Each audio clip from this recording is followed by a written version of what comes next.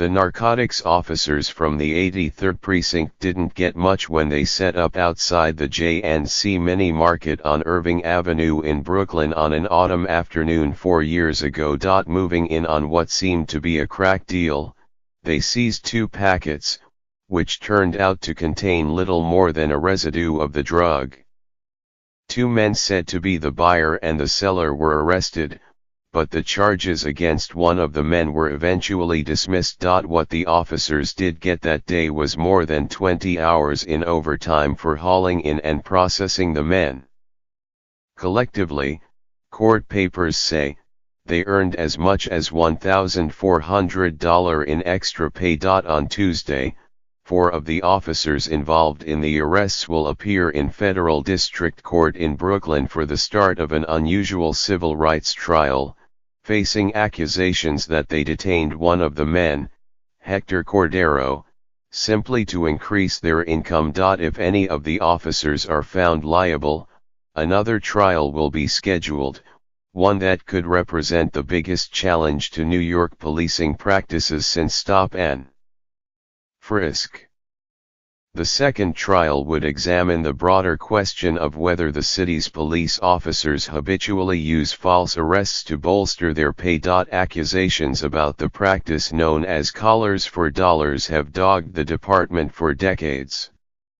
The Mullen Commission's 1994 report about police corruption, which used the term, detailed the various and devious overtime schemes that have been used. In one, the police would involve additional officers in making an arrest, maximizing the number of people eligible for overtime. In a typical arrangement, those extra officers might claim to have discovered evidence that the defendant had tried to hide, or in some other way they would enter the case as peripheral witnesses. They would need to be on hand to handle paperwork or be available to testify, so they too would get overtime pay. In another practice, known as trading collars, officers sometimes directed arrests to the member of their team who stood to get the most overtime. Felony arrests are often presented to a grand jury about 5 days after the incident, but if an officer who took part was scheduled to work on the anticipated grand jury date, he or she might defer to a colleague who was not. The second officer would take the arrest, and receive the extra pay for going to court on a day off, even if that meant testifying about events the officer had never witnessed. The report maintained. One of the city's most infamous overtime frauds occurred in the late 1980s among officers from the 73rd Precinct in Brownsville, Brooklyn, known as the Morgue Boys. At their federal corruption trial in Brooklyn, Daniel Urel, an officer who pleaded guilty, testified that he and his colleagues often made arrests when their shifts were almost over to ensure receiving overtime. The group would then file false reports, or cover stories, to justify the arrests. Officer Urel said. The notion that police officers have financial incentives in making arrests also emerged at the trial last month of a Queens detective convicted of perjury. The detective, Kevin DeZormio, had arrested a man on drug charges after claiming, falsely it turned out, to have witnessed the suspect dealing drugs. In arguing the case, prosecutors noted that Detective DeZormio had filed for 4 hours and 24 minutes of overtime for an arrest that was illegal. If Mr. Cordero's allegations that he was falsely arrested to boost overtime pay are upheld, it would seem to suggest that years of attention and reform have only had a marginal effect on curbing the connection between false arrests and overtime, said Harry G. Levine, a professor of sociology at Queens College who has written extensively about drugs and policing. It would also trigger the second broader trial, which lawyers and policing experts in New York said would be a rarity. The pattern of making arrests to get overtime pay is historic and long-standing, Professor Levine said. Gabriel Harvis, Mr. Cordero's lawyer, has suggested that a second trial, should one indeed occur, would set the stage for the biggest challenge to unconstitutional policing practices in New York since a 2013 federal trial about the department's over-reliance on stop and frisk tactics. Phase 2 is the rare opportunity for a federal district court to review controversial citywide practices of the N.Y.P.D. Mr. Harvis wrote in an email. The stop and frisk trial, which found the practice was unconstitutional, resulted in a huge decline in the tactics use and the creation of a court-appointed monitor to track it. While it remains unclear what effect a finding of liability against the city in a second Cordero trial might have, the judge in the case, Jack B. Weinstein, could take similar action. The lawsuit has accused the officers of concocting the basis of Mr. Cordero's arrest in order to obtain overtime for completing the attendant paperwork, court filings state.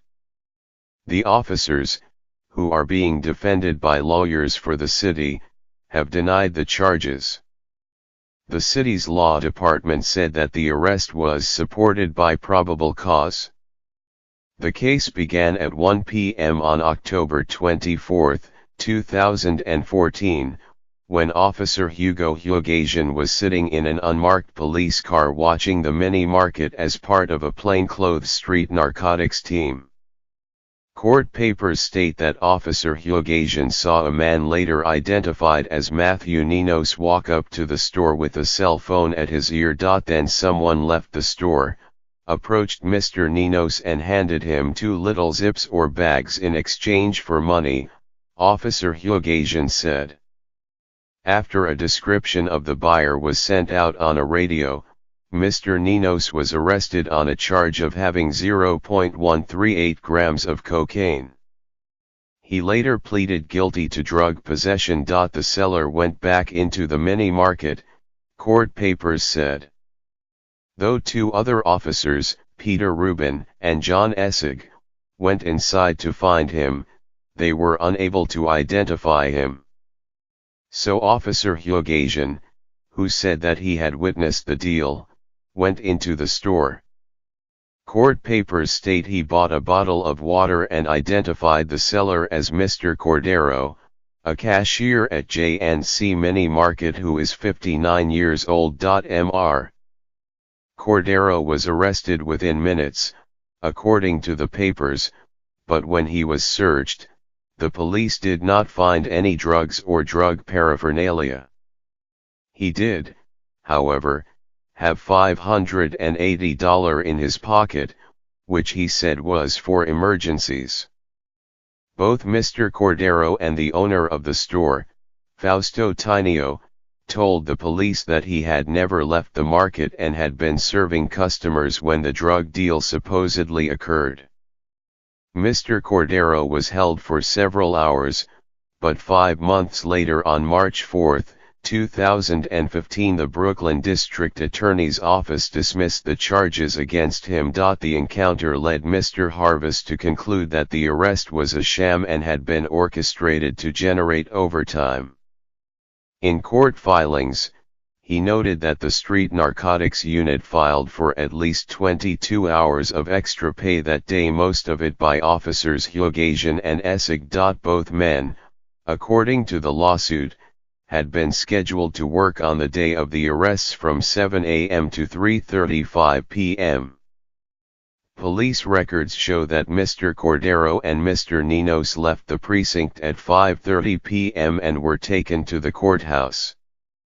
While Officer Hugasian never met with an assistant district attorney, court papers said that he was interviewed by phone about Mr. Cordero's arrest.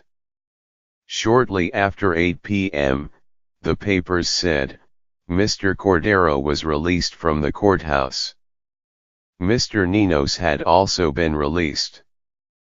But Officer Hugasian filed documents claiming that he worked until 12:25 a.m. the next day, and Officer Essig said that he remained on duty until 11:30 p.m. in October, Judge Weinstein issued an order saying that if any officer was found liable, a second trial would explore Mr. Harvis's theory that the police department has long been aware of a widespread practice of false arrests at the end of tours of duty.